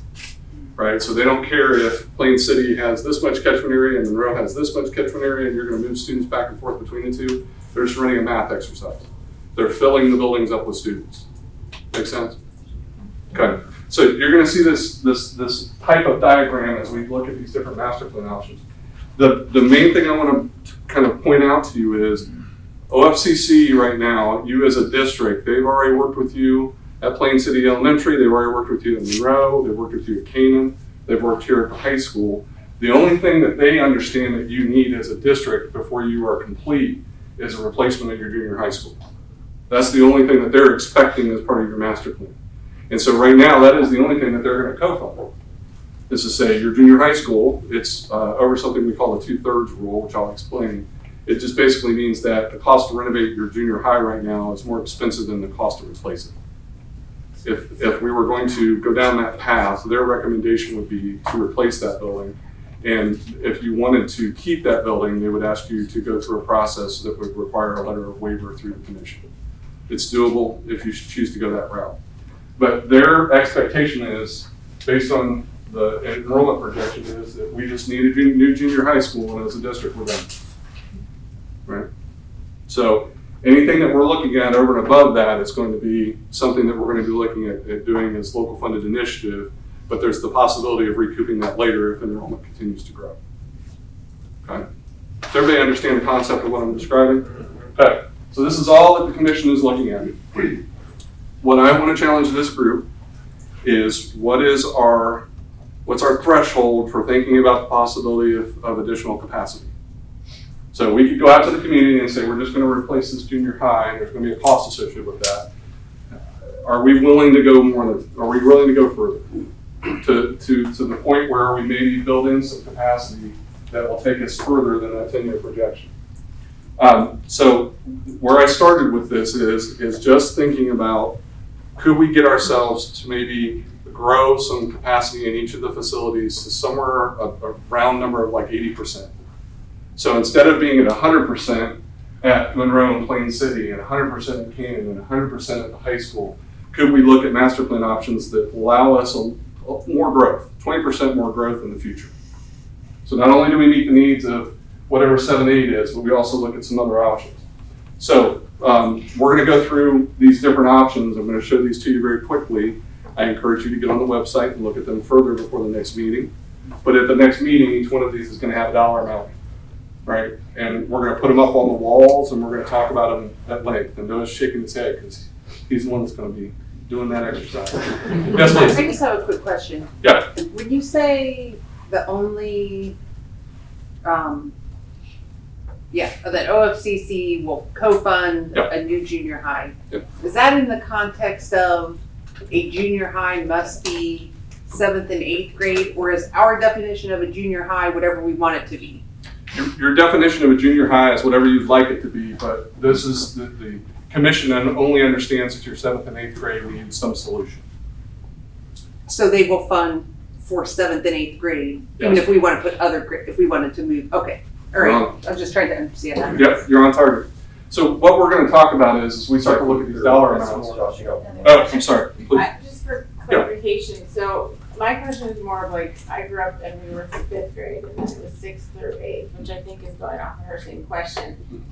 Is there a reason that we are not why can't we combine two? Or is this gonna be one of your options when you're next? I think it's definitely options we need to discuss, for sure. I'm throwing out about 5 ideas tonight. Yeah. Next time I want to grow that to 10 or 12. Is it a building thing or is it like a district thing? Like Jonathan Alder has to have middle school with 5 and 6, and we have to have Exactly what you're describing is exactly the kind of strengths and weaknesses exercises I want to go through. Okay. I want the district and I want the administrators and the educators in the room to help us understand, does it make sense to have 5th grade with 5th grade with 8th grade if we look at an option like that or some other combination. I want their input. Okay. Real Hey, right quick, on target. the Please. question, I think the question is though, is why is it that way today? That's a historic question. I don't know. That'd be a tough one for anybody. I can just tell you that this is the only district I'm aware of a middle school and a junior high. So that's why we have all of you, so that we can decide what is the best change and maybe grade change and building change moving forward. It does not have to remain 7th and 8th and a 5th and 6th, obviously. And Kelly, it was mostly because of growth and building fit and trying to get. Because Canaan could hold 2 grades, so was it the right, what was the right fit for those 2 grades? Yeah, it was just, Junior where do high. we have the space to put the kids? Yeah. And at one point, like I think was mentioned over here, in our district, we went from a 5-6 Canaan to a 6-8 Canaan, or a 6-8 junior high, middle school, and put 5th back in the elementaries. But then as we grew, we had to go back the way we were. And a lot of the teachers said that they liked the 6th graders better when they weren't with 7th and 8th graders because they weren't growing up so fast. Yeah. And so you These are the see two a graders. different creature Yeah. as a 6th grader when they're with 5th graders than you do when they're with 7th and 8th. Yeah. These are the 2 grades. We're gonna have long conversations about 5th and 6th, because they're a challenge. Every district that seems to be, they're a challenge. You have a 5th and 6th grader right now? I think 7th and 8th graders are a challenge too. 5th and 6th, every district that I work with, there's a breaking point there, where we feel like the 5th graders are old enough to go up, or we feel like the 6th graders are not old enough and need to go down. It's always that weird sort of line between those 2 grades, because most districts look at some sort of PK5 or PK6 relationship, or they look at a 6, 7, 8 relationship. That's pretty typical. What I will tell you is, and this is the challenge that we run into all the time, and that's why it's important that we're talking to your educators. I can find you an article that says the 6th grade should be with elementary school kids. Find another article that tells you that 6th graders should be with high school kids. They're And all of you can that. go to a neighboring district where they have their own building. Yeah, exactly, right, by themselves, right? That's the challenge. The other thing that I think we'll talk about at length is, what's the right number of transitions for students? Because, and I see the educators shaking their head, because I know that in my experience, the 4th graders coming to a new building, it's a challenge. They're relearning the building, they're no longer king of the hill, they're now on the bottom. Same thing for the 6th graders going to the 7th grade, right? There's all of these different transitions, and I think that I do know that there's a lot of information out there that every time we ask students to change, it's a little bit more impactful to them than maybe we realize. Kids are flexible, they can do wonderful things and amazing things, but the more we ask them to change, the more they're changing, right? So that's going to be a topic of conversation. The other thing that will help the group understand is the educational, like the curriculum and instruction implications. Yeah. Because when you think about grade bands and when you think about materials that we purchase or the academic standards, they are really banded. So we have to think about that, because it can cause complications. Or licensures. Teacher licensures. So those are things will help the group understand as we work through this process as well. And this is why when we get there, we're going to have educators and community members at a table, and the educators are going to help inform us, the community members are going to help us understand what will be supported. That's really the challenge. That's the goal of the process. I'm going to run through these quick. Okay? These are just ideas, all right? So this first idea is about the possibility of building a new 6, 7, 8 middle school, okay, and overbuilding that building so that there's capacity for growth.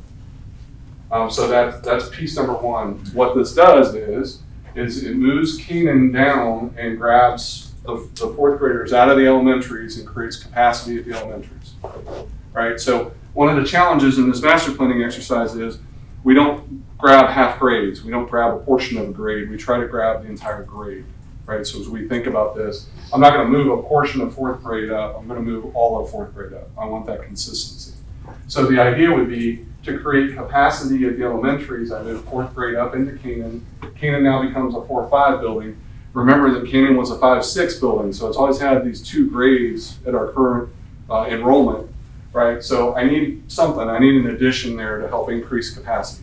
Otherwise, I've got the same problem that I have at Canaan today and I'm gonna have in 10 years. So in order to increase capacity at Canaan, I put an addition on. I built a new middle school with capacity and I add on to this building. I put an addition, 8 classroom addition onto this building to add capacity to the high school as well. Okay. Does everybody understand the logic of how I'm doing this? Okay. We're gonna fly through a couple more. Option number C. Option C is Canaan becomes an elementary school and now we have 3 elementaries. That would all be PK5. Doesn't quite get me to my 80% because again, I can't take half grades, I can only take all grades. So as I distribute the students out, PK to 5th grade, and I look at all those buildings being elementaries, I can only get to a capacity of about 86% without putting additions on. That's an option we can discuss.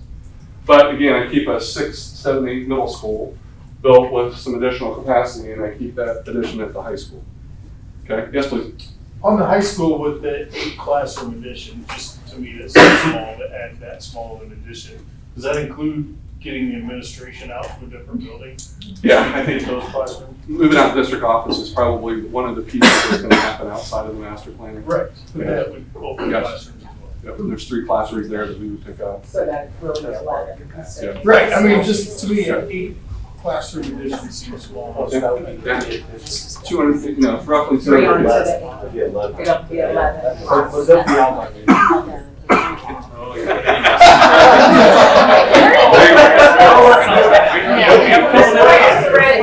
Okay, stay with me. Stay with me. You got another question in the back, please? Does that middle school project involve like athletics? Because I know like is that everything? The question is if we build a new middle school, we also build new fields and everything goes along with it.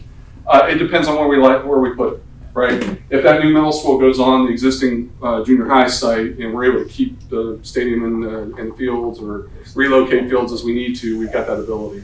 So there's going to be some balancing of that. And how much are you willing to pay? Yeah, right. Yeah. Exactly. Okay, everybody understand this one? Okay, got another one for you. Option D. Same thing with Canaan. I moved Canaan to take 4-5 and give us some capacity in Monroe and Plain City. I put an addition on Canaan to give me some capacity. And now my new middle school is actually a 6-9 middle school. Okay, and what I'm doing here is I grab 9th grade out of the high school. Hang on.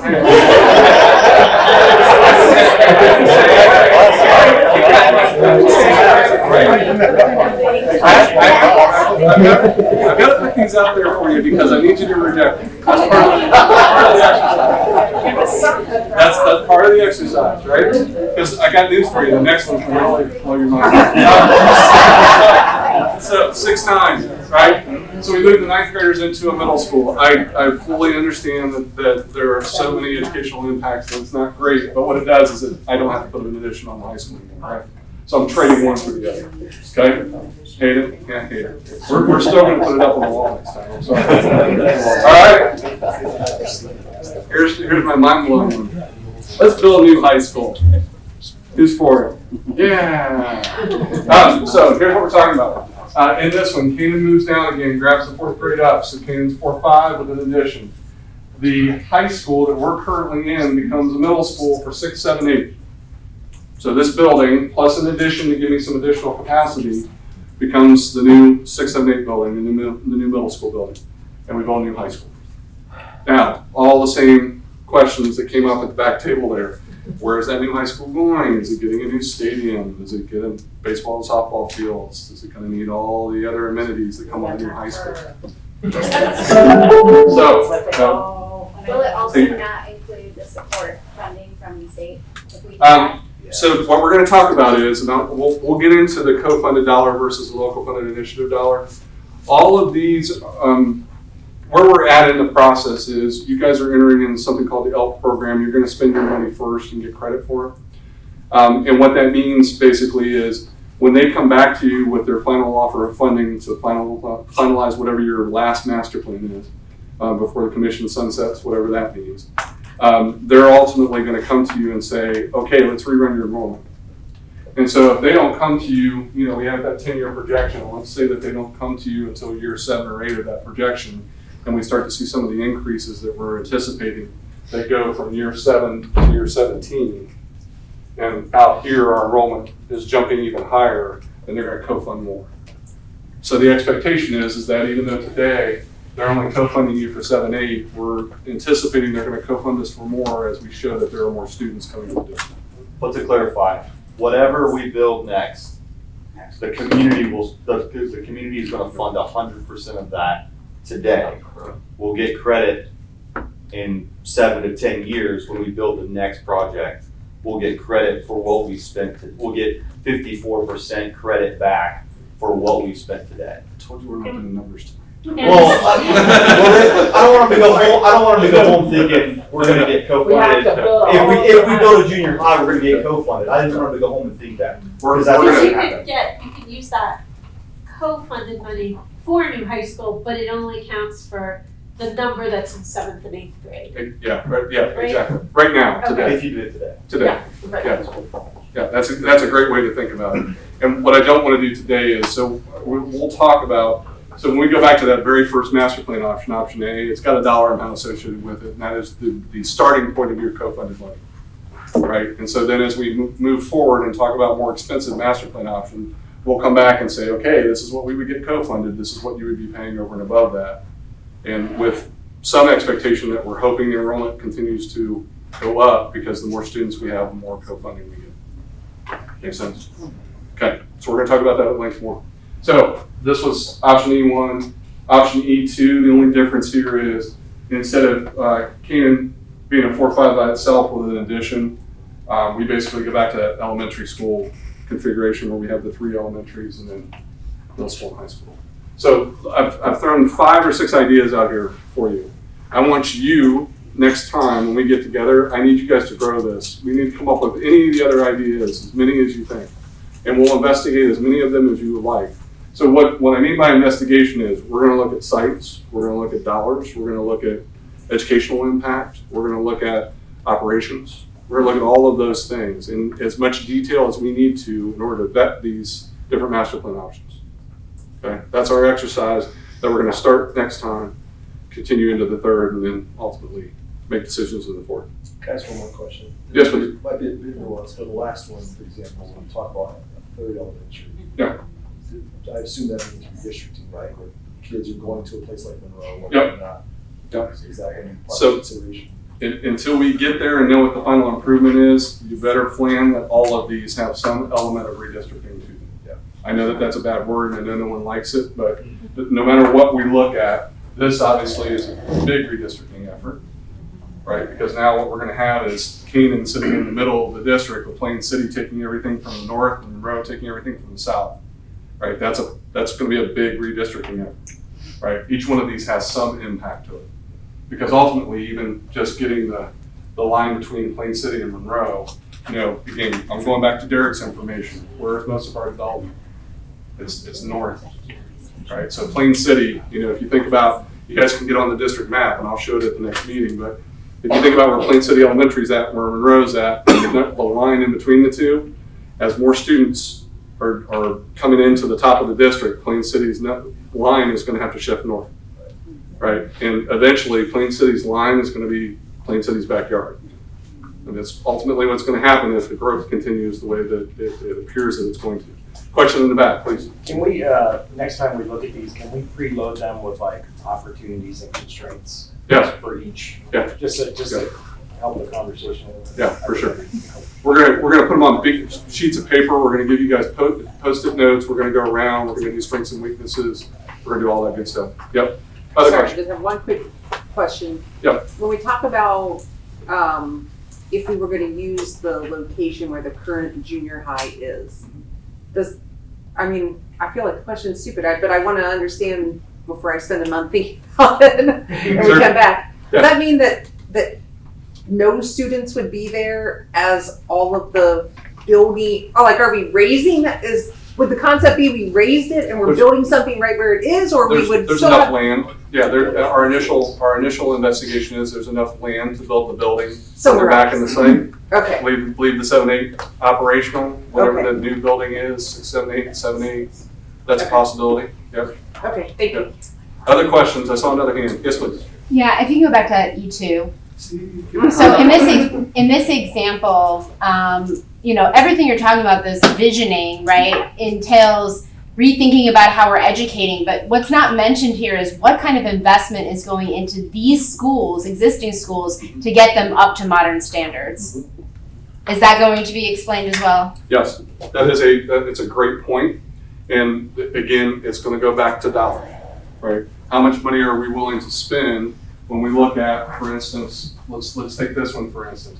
We're gonna have capacity, and so Jeff showed you very quickly some ideas about the existing buildings and some areas in those buildings that we could look at doing extended learning spaces or additional support spaces. We can't do that right now at Plain City Elementary because it's maxed out, right? Our student load, we're you know, pushing capacity, especially with our need to pull students out and do the other support type spaces. If I can get capacity into those buildings, now I've got an opportunity to take a classroom or a couple of classrooms and start to do an intervention there that create that type of space.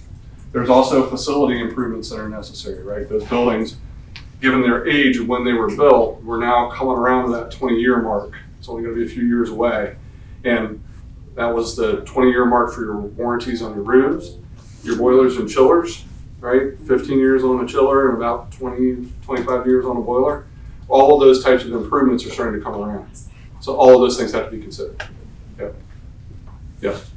Great questions. Okay, I was trying to get you out at 7:45. I was trying. So next week, Finance 101. Woo! We're gonna talk about debt capacity. Now, the reason that I held all the cost information to the next meeting is Mark's gonna give us a great presentation on how districts can generate money, right? There's only a few ways that a district can actually generate money for these types of improvements. So we're gonna talk about that. We're gonna talk about the health of the district. Mark has done a great job of making that presentation and talking about the health. And then we're gonna do this strengths and weaknesses exercises. So we're gonna put all these master plan options up. You guys are gonna come up with other master plan options. You're gonna start to, you know, pick and tear and rip things up and move things around, and we're gonna come up with other ideas too. And ultimately, we're looking for the right master plan option. So I wanna investigate as many ideas as we can, you know, muster as a group. So if we grow to 12 or 15, I mean, I've told the story. I worked with a school district where I think the number was like 72. And we came up, they did a full district fix, right? And so we came up with 72 different master plan options. And, you know, we were, at one meeting, we were going through them 20 at a time saying, these are out, these are out, these are out. Got ourselves down to 10 really good ones, 5 really good ones, and then the one that they ultimately moved forward. So I have faith. You want them to send you ideas they have between now and next month? That would be fantastic. So I think You can submit those on elevateauditor.com. Yep. Perfect Will we time. see this presentation on there, or will you Yes. get it in email? It'll be, if Kevin's not on a plane, it'll be on there by tomorrow noonish. Yeah, so please jump on. You can take a look at any of the slides. I encourage you, the educational visioning culminating event, that presentation went up, I think, last week or early this week. Get on there and take a look at that. There's some really cool images of what the teachers and the student groups were looking at and the things that they saw that they were really moved by. So a lot of different examples there, and I think you'll see even more information than what we presented. Thank you, Josh. Let's give Josh a round of applause.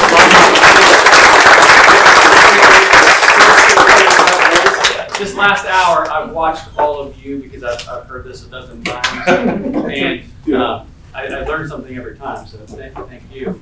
But watching you and hearing the questions, seeing the engagement, I know we have the right people doing this work.